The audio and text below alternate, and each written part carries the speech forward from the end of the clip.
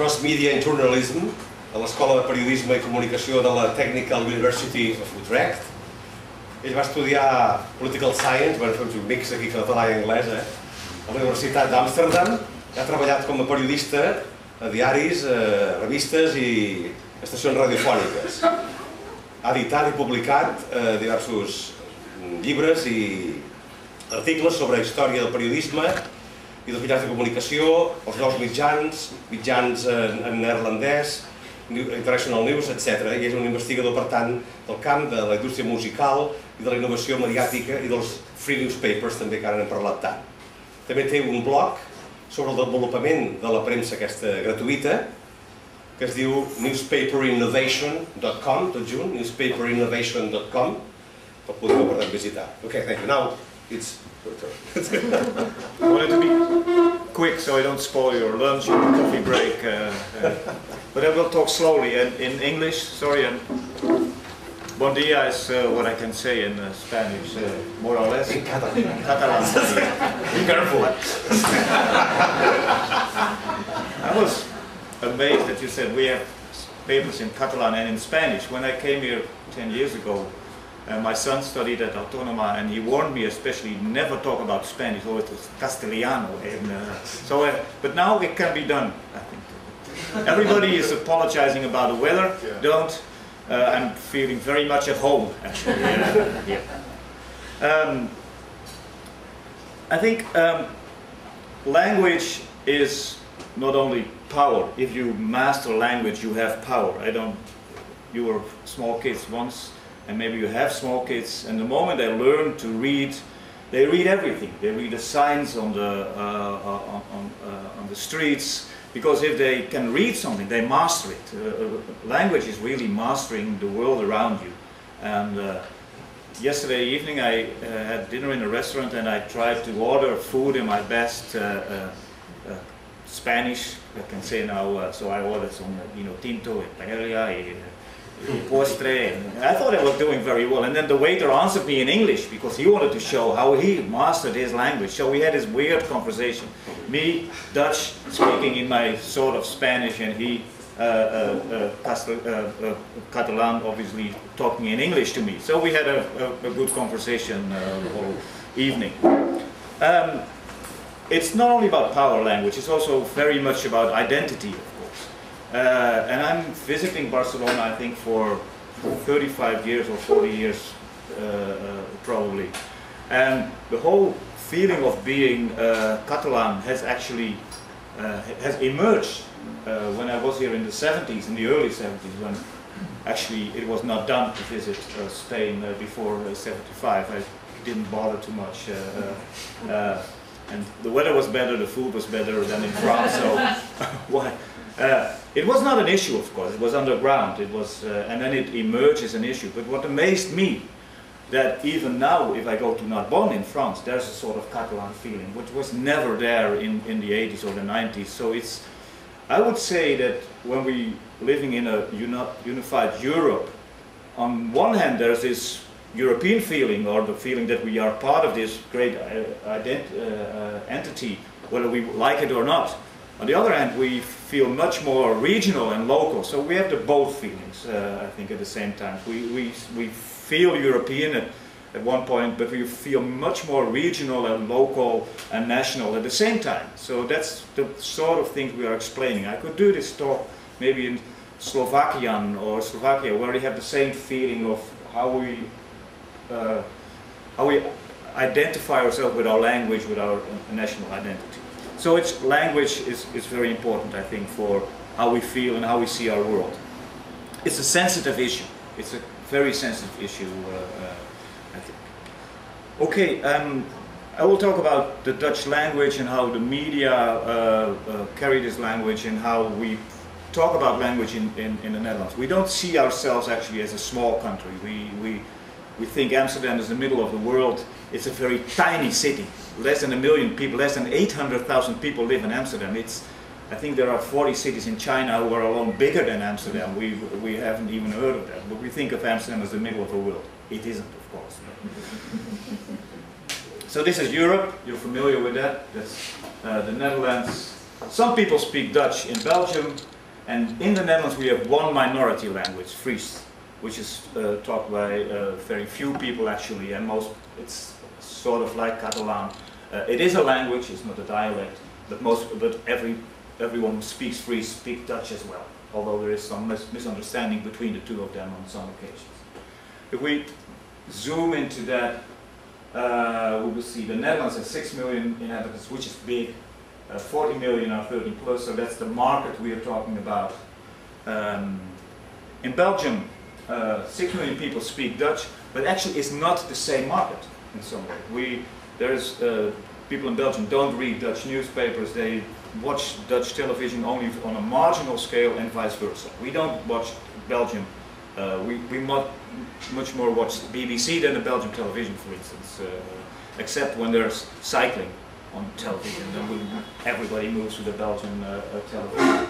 So it's one language, but it's not one market. It's not the same identity, and we don't have this issue with language as it has in Belgium. Actually, Fries is a minority language of 600,000 people talking Fries. There was an issue. I wanted to start a talk and say, well, language is not a problem in the Netherlands, and then when I got here, I got my paper on Schiphol Airport, and I read the paper, and then suddenly there was an issue. In Friesland, because of the cuts in police and security, they gathered all the 911 services in one place, in the whole all the northern provinces. And suddenly, when you have a fire or something and you call up, there's somebody on the other end who doesn't talk Fries, which is a little bit weird to complain about, because everybody who's calling up should talk Dutch as well. There is no Fries who doesn't talk Dutch. But there was an issue of this guy reporting a fire and refused to talk Dutch. It was never an issue, but he wanted to make a point. And then they understood him in the wrong way, so they sent the fire brigade to another place 13 kilometers away. And they corrected it very quickly, and they responded to the call within 1 minute and 20 seconds, so there was somebody killed with a fire. And suddenly there is an issue in the Netherlands that because of the cuts, you get someone on the other end of the phone who doesn't talk Fries. I would say, okay, I talk Dutch for this 1 minute to save one life, but he wanted to make a statement. And it's not clear what happened, but suddenly we see there is this issue which would have never appeared 20 years ago. So this is this thing I'm thinking about, this European movement on the one hand, and this emerging regional feeling that is actually showing his face everywhere in Europe.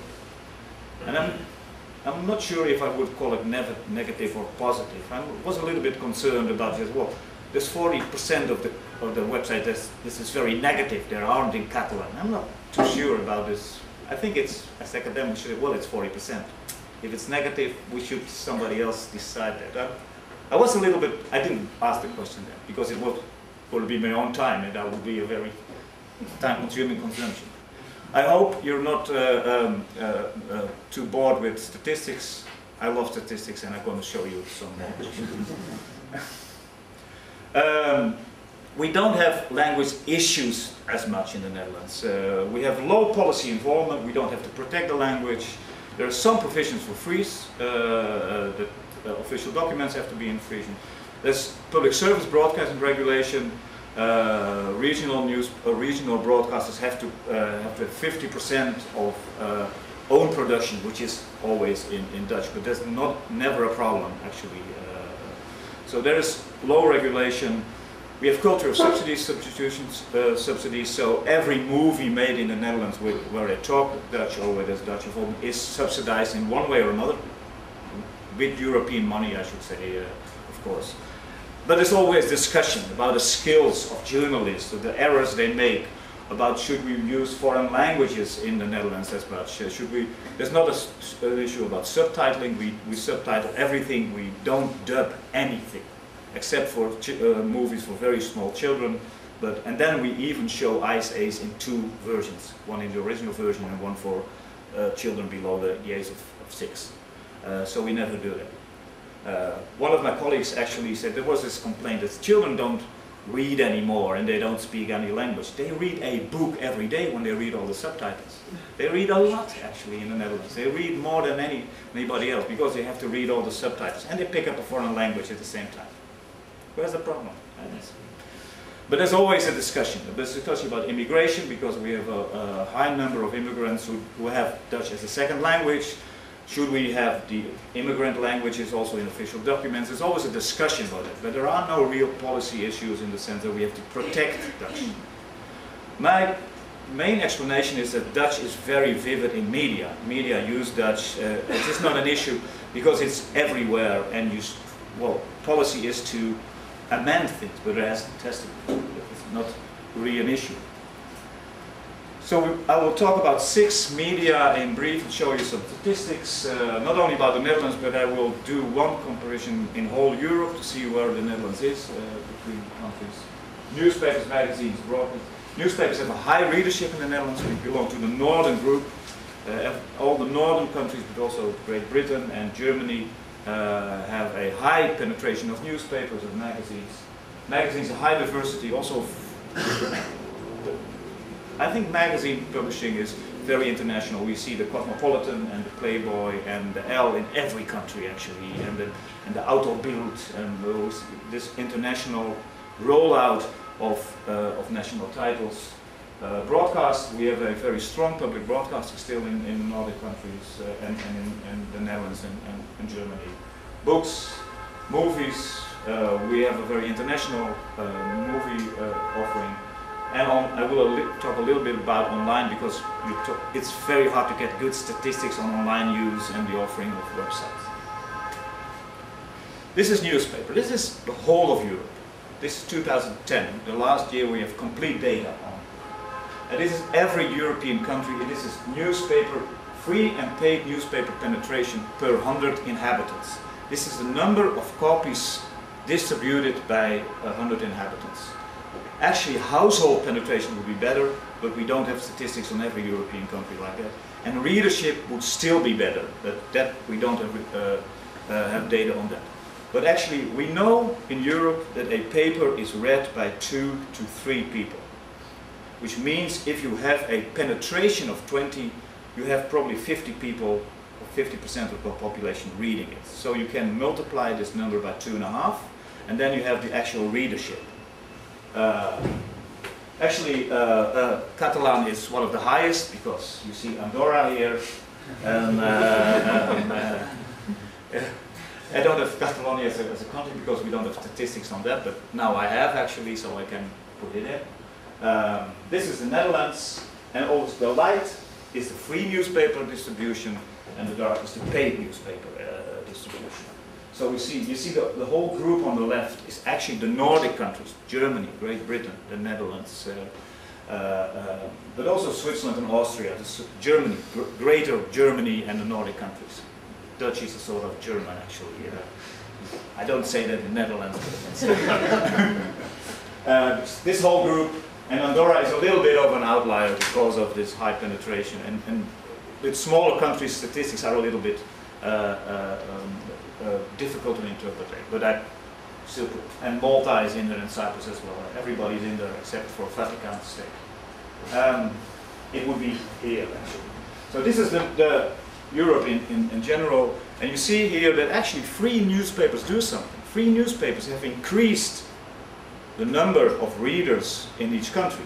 There's a lot of discussion about free newspapers, but I would say actually, I was in Barcelona a few years ago, and I had a hotel in the north, and I was going with a tram to the city center, and there was this big market where a lot of people from Latin America were attending, and everybody was reading the Latino weekly. I don't know if it exists anymore, the Latino. You think yeah, it's a weekly free newspaper, and it's targeted, and they read 20 Minutos, they read Metro, and it's okay.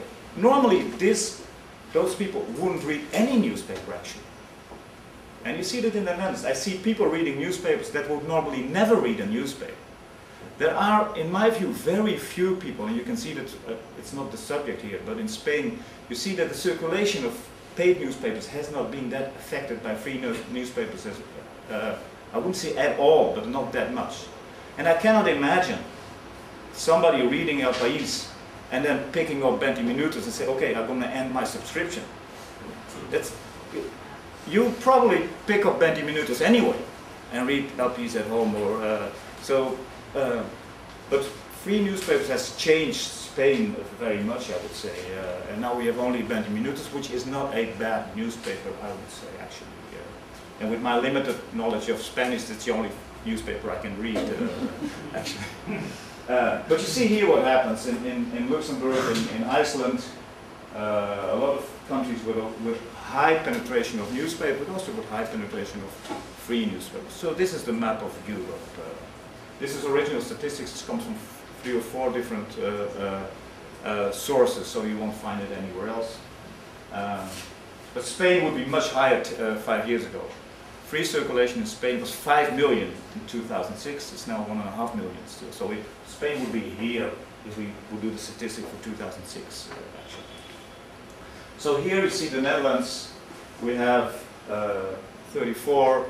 If you multiply that by 2.5, we have something like 70–80% reading a daily newspaper every day. But as in any country, it's going down. I showed you statistics for 2010. I could show you for 2000, and in that you would see a rather different picture. It's not a landslide, but it is a change. The change is that the newer generations have a different media use. It's not that existing generations change their media use as much, actually. What they do, they read LPs and 20 Minutos. And very few people change it. Although the newer generation, the younger generation, will only read 20 Minutos or watch music television. So it's a generation change that explains the rather slow change, actually. This is the Netherlands with the numbers, and you see actually we had, like every other country in the world, we had more free newspapers 5 years ago, and then they closed down because everybody was thinking of launching a free newspaper in 2006 and 2007. I think in Denmark there were 9 free newspapers launched in 1 year. I was there for 1 week and said it's a little bit of a boring week. There isn't a free newspaper launched this week. It was extremely weird. But then it normalized. But you see actually here this is national newspapers, regional newspapers, and free newspapers. This is the division over the last 10 years, 11 years actually. So it's still high, but it's going down. And this you see in every European country, actually. It's the same pattern. In Eastern European countries, it's a little bit faster going down. In the Southern European country, it's more stable. And my explanation is that it was low in the beginning. Southern European countries are not newspaper reading countries, so the people who read newspapers are very loyal newspaper readers, actually, and they stay that way. But in other continents, in Latin America, newspaper readership is going up, actually, and circulation going up, it's not going down, and in Asia as well. So this is actual reading.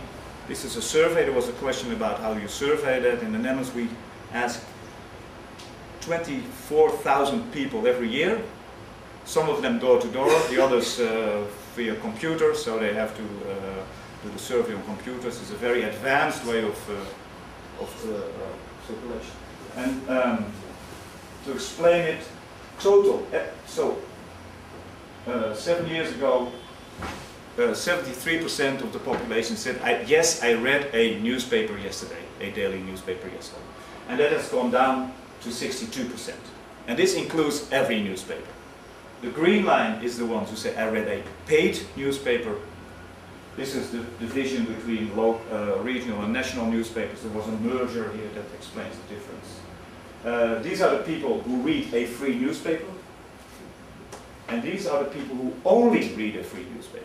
So that is not that much, actually. That's only 7%. So actually, you see the difference. Most people who read a free newspaper read a paid newspaper as well. But you see, in general, newspaper readership, which means contact with language, is very high in the Netherlands. And as I said, there was one minority language. We have 2. The minority province is actually the only province with 2 regional regional newspapers, and they have some columns in their own language. So they wouldn't even count as the Catalan newspapers you were referring to. They have only a partly very few words in Frisian. So this is readership. We have big newspapers, actually. The Telegraaf, the biggest newspaper, is as big as LPs. Well, it's the same. Actually, if you see El País, El Mundo, ABC, it's more or less of the same volume of copies they distribute. While Spain is much bigger than the Netherlands, of course. So this you see how the difference are. But Telegraaf is a big newspaper. Telegraaf is bigger than the Washington Post, for instance. And these are all the news. These are the green ones are the free newspapers. The dark blue ones are the national bigger newspapers. And we have still 8 regional newspapers with a circulation of 100,000 or more, which is not bad actually. If you compare it to other countries, it's actually very good. You can make money with them.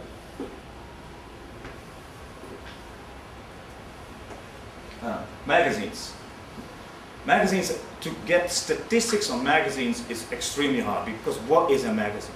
Do we have 9,000 magazines in the land, 6,000? What counts as a magazine? Is that the ones you can buy in the kiosk? There are new ones coming up. Not everyone is audited. You should know about it. So what I did is doing a comparison of 20 years of the sectors. What we don't see is that in some sectors there are more titles now. Titles change, they close down. There are new sectors coming in. Computer magazines are not even in there. But these are the sectors that were there 20 years ago. So we have a very strong tradition of broadcast magazines, so where the TV program is in. But you see that went down. Everything went down except 2 categories. What is actually growing is the category of women monthlies. So the Cosmos, the Els, which is a booming business in the land. It's 2.5 times as high as 20 years ago. There are more titles, more international titles actually. Magazine publishing is a girl thing, I would say, because also the youth monthlies, and these are mainly girl monthlies, the Cosmo Girl, the El Girl. We have a lot of titles with girls, with a Z in their title, which is probably a booming business. So it's slowing down a little bit, but not that much. But because we have other magazines, I think in general magazine reading has gone up in the Netherlands. Market share television. This is national public broadcasting, 3 channels, and this is national regional broadcasting. Broadcasting on television. Radio is a little bit higher. I don't have the data on radio here, or I don't present them here. Actually, regional television is not that popular because it's very expensive to make, so they only broadcast 1 hour and then they repeat everything. So it is no use to watch it over 2 hours unless you want to see the same program 3 or 4 times. So that explains. Radio is a little bit higher, it's 15% actually on average. But television, local regional television is rather low, 2% market share. But as language is concerned, public broadcasting national is Dutch language, news, documentaries, discussion programs, some movies or TV films. But RTL and SBS are the main commercial broadcaster, and Viacom, Discovery, and Disney. They predominantly broadcast English language programs. SBS and RTL have some language, have some Dutch programs, but everything in entertainment, in television series and movies is always from the US actually, not from the UK, but from the US. It's much cheaper to buy a movie, an American movie, than to make one yourself, of course. So that explains the difference between these. So, and Discovery, Disney, and Viacom is only English. There is no Dutch language. So there is a language issue here, predominantly when the commercial broadcasters are concerned, because it's much cheaper to buy foreign material than produce your own material, of course. This is television viewing, and this is always data that amazed me, that it has been so stable actually and growing. We felt that with the advance of the internet only, you should see the influence of the internet around the mid-90s. And actually what we see is a increase of television time, but it's not explained by internet, it's explained by new channels. In around the 90s, commercial channels were introduced in the Netherlands. We got cable satellite television, so there were more programs. People could choose from more programs. Now we have, in every household, we have 30 channels which air 24 hours of television. So there's much more choice, and actually it has gone up until 2006. This is explained by a different sort of measurement. We always, if you have long data, you always see that there's sudden changes, and that's mostly explained by a different way of measuring television time. But it's gone up again. 2010 with football championship. 2008, 2012 will be a little bit less because we didn't perform that good. I think, although we were very stable, we lost everything. It was the Dutch were the most stable football team in history. They lost everything. But my hunch is that you don't see the internet influence here. You see very high television. Although for European standards, in Spain it's much higher television time. In the Netherlands it's more than 3 hours. And the more southern you get, the more people watch television, the less they read newspapers actually. It's a cultural shift. There's a lot been explaining about it. I don't know what to explain. This is book publishing. I don't see a disaster coming here actually in book. Books is hard to get good data on actually, and this is the books that are available, so not the new books, but every book that you can order from a bookshop. This is the stock of the National Book Inventory. So actually you can order much more books now, and this is only physical books, so we don't count anything on Amazon or on the internet bookshops. And this is what makes our job very difficult. Everything with buying books, watching movies, listening to radio.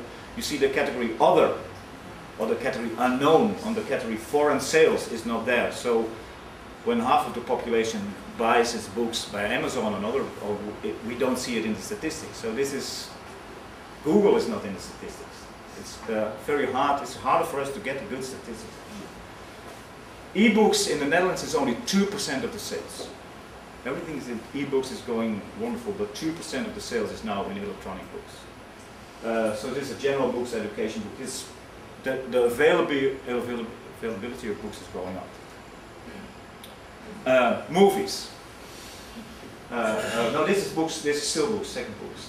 The most successful authors are Rowling, Harry Potter, Nicky French, Dan Brown, Grissom, Stieg Larsson. So these are the 5 most read authors in the Netherlands. Not really Dutch, as you can see. Not at all. This is the top 10 of last year, but then you see 6 of them are actually Dutch.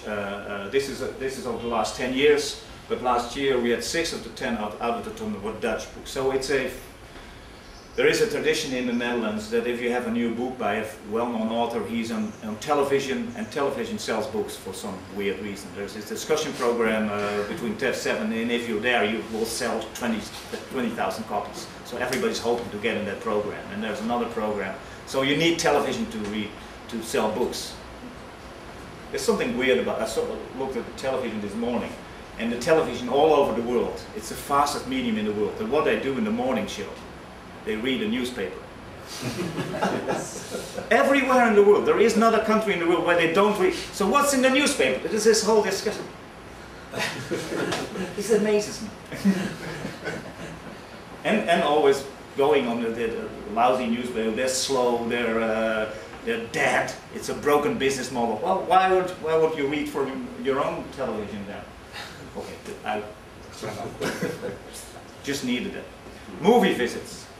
This is weird in the Netherlands. It has gone down enormously between 2006 and in the last year.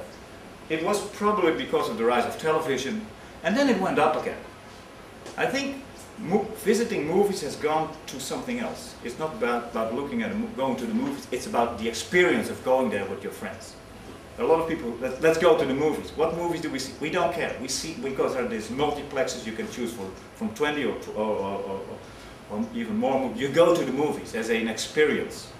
People spend a lot on the movies, not for their tickets, but for their popcorn and the other silly stuff. So it has gone up actually in the Netherlands in the last year. This is weird. We read more books. We watch a lot of television. Newspaper circulation is going down, but just a tiny bit. And movie. So actually, there is this research in time spent. We spend more time on media now than 10 years ago. And we spend time on two media at the same time. We can do the tablet, or we can do the television, and we have listened to the radio, or reading the newspaper. So we spend more time on media, definitely. So this has gone up. These are the top 10 of the last 10 years. You recognize the guy. It's Harry Potter, the Lord of the Rings, Lord of the Rings, Lord of the Rings, and this is it. This is the blockbusters. This is, so you probably saw all of them, but we saw them in original language. I have no... One time I went in Germany to a movie, and then it was a Western movie. Hande hoch. My daughter studied in Madrid, said, let's go to the cinema. There's one special cinema where they do original language. It was hard to find. And then it was a sort of a secret that there's one cinema in Madrid where you can see original language cinema. But this is the, so actually, small country movie going is always international. You see that the same in Denmark, in Sweden, in not that much in Germany. But the smaller the country gets, the more international the offering gets. So blockbusters dominate the market actually. At the same time, this is the visits to Dutch produced and Dutch language movies. And it has gone up actually. Now it's around 15%. This is the percentage change, so it has gone up. The percentage of moviegoers is 13 to 15 to 16%. This is probably lower than in Spain and in France. In France, everybody's going to the French film. And there are a lot of good French films, of course. And there are some of them going to the blockbusters, but in our small country, 15% is actually pretty good. And we're talking about 30 movies, but here again, 2 or 3 movies dominate these 30%. This is always, we rely on blockbusters. There's a very uneven distribution of movie time. I have no idea when this presentation will end. I finished it this morning, and I have no count, as you were, so 90 of things. Suddenly there's a thank you at the end. I don't know where it is. Oh, this is it. Thank you very much.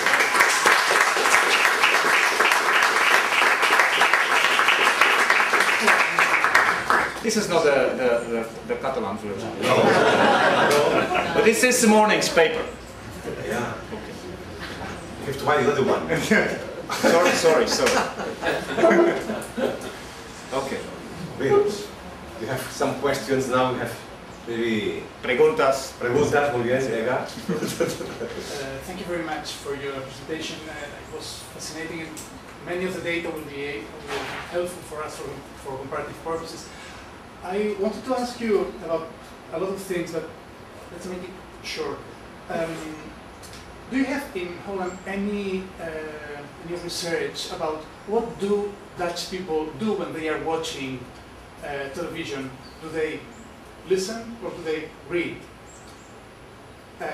My question comes from a very particular view of the dubbing and subtitling issue.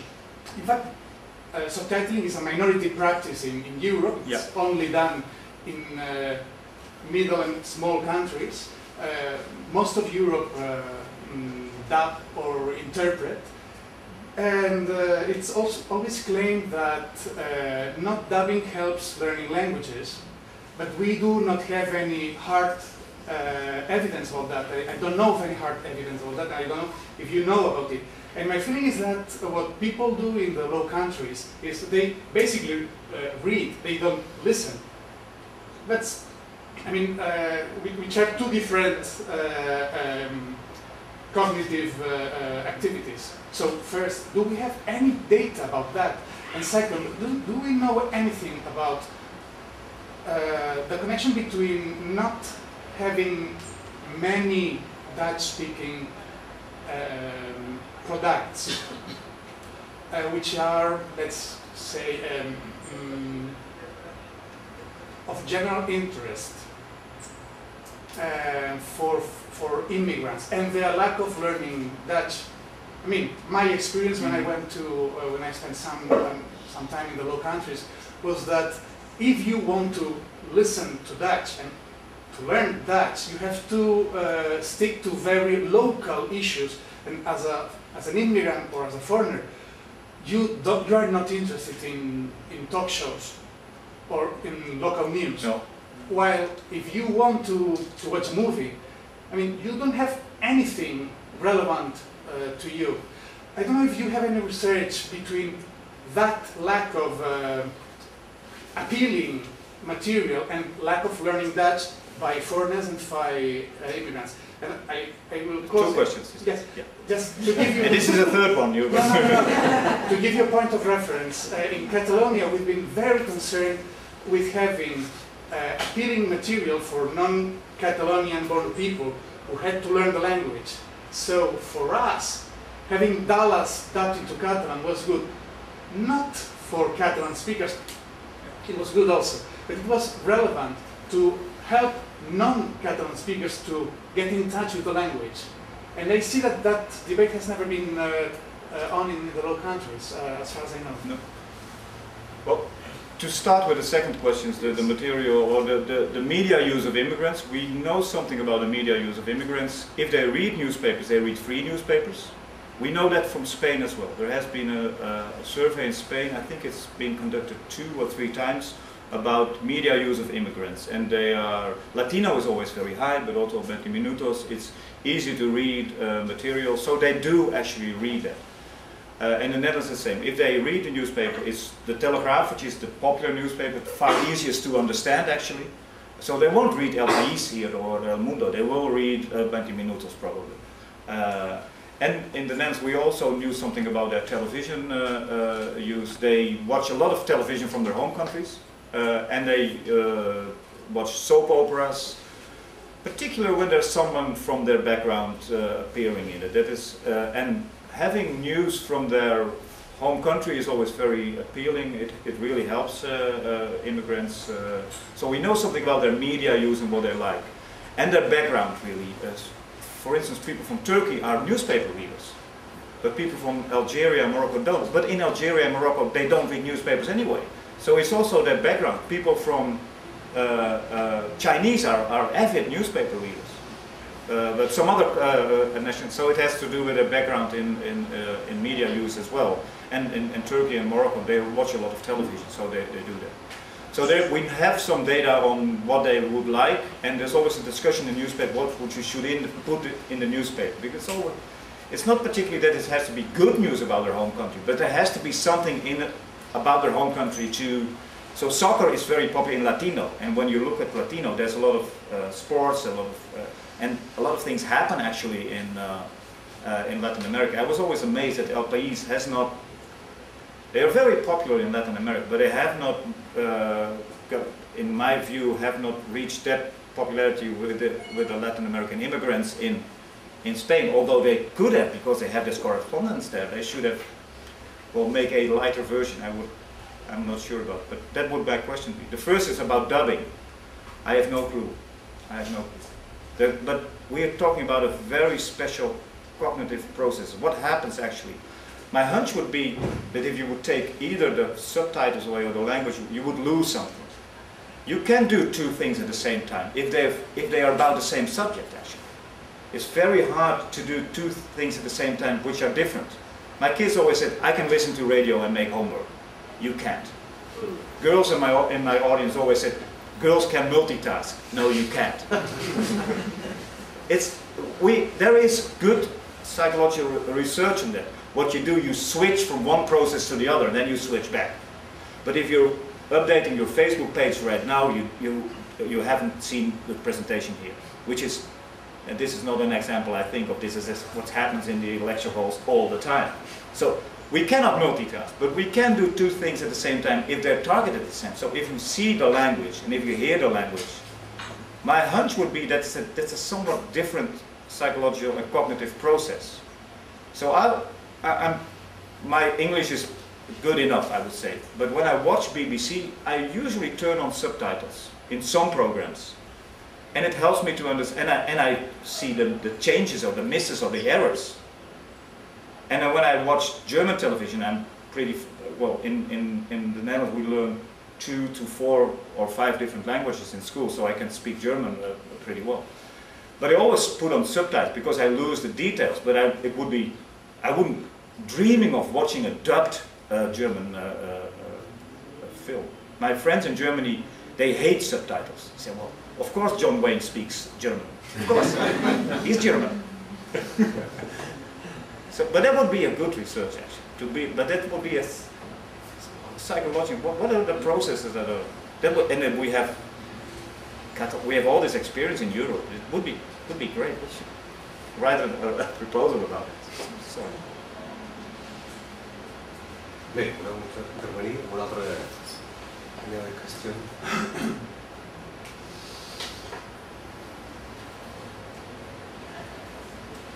Again, in regard to your question, there is one media scholar in Israel that claimed in one of his papers that while you're watching subtitles, you're not learning the language that you hear, but for sure you read better your own language. And this is what you presented. Dutch children are reading like a whole book per day when we're viewing television for 3 hours. And Israel as well, because in Israel there's no dubbing, only subtitles. But I can recall, I can look for one North American study about, within educational framework, about immigrants that come to America and instructed to watch television. Of course, no subtitles at all. They only watch television in English as a method for supplement method for learning the language. I can look for that reference and can send it to you. Yeah, I was not denying this, the fact that watching TV and listening to the radio and listening to music is good for language learning. What I was claiming is that we are taking for granted the idea that, oh yes, since they don't dub, they will learn the language, the foreign language. And we are not that sure about that process. We don't have hard evidence about that. And at the same time, we know, for instance, that subtitling loses around 40% of the information, of the oral information, which means that almost half of the information which can be conveyed by dubbing is not preserved in subtitling. So I'm simply saying that the whole dubbing and subtitling issue is much more complex than the simple, oh yeah, some places do it right, other places do it wrong. For instance, now, here we have both subtitling and the original version and dubbing. And what we have is that foreigners are watching original versions while locals stick to the dubbed version. They could choose. Some programs are even offered with subtitles in Catalan and in English, or the original version. And we don't have hard data of that.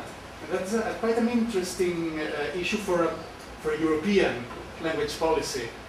Should we propose something about that?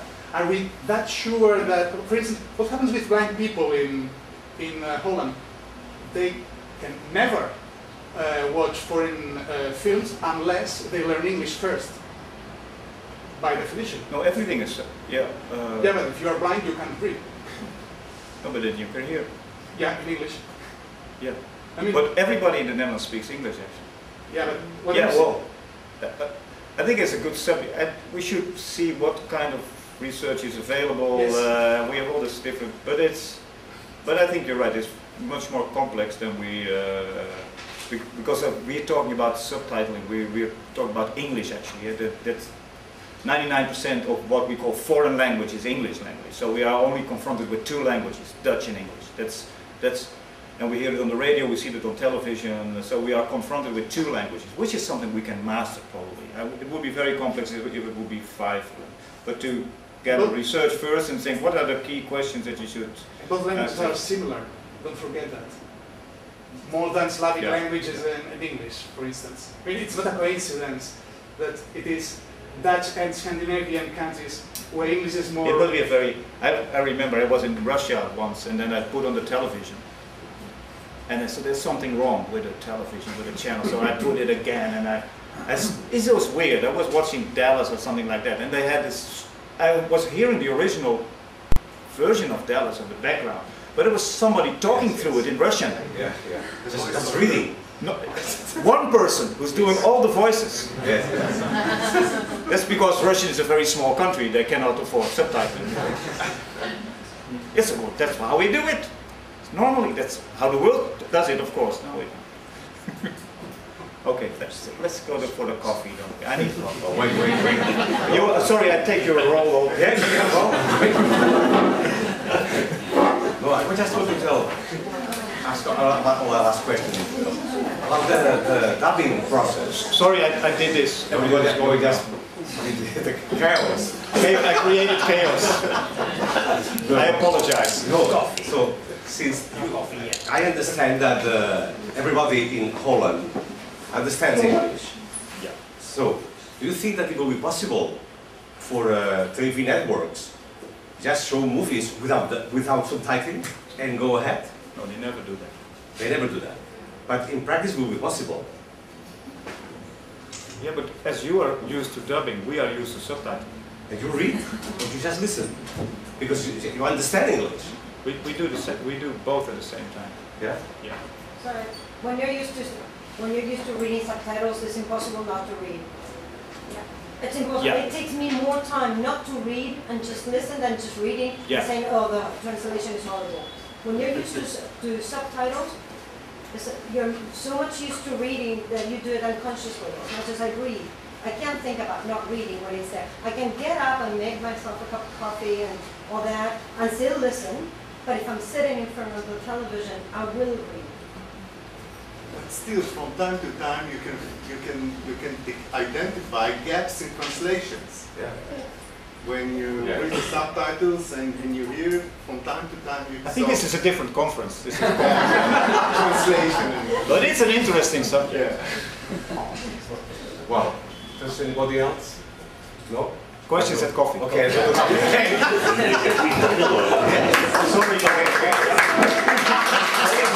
Sorry.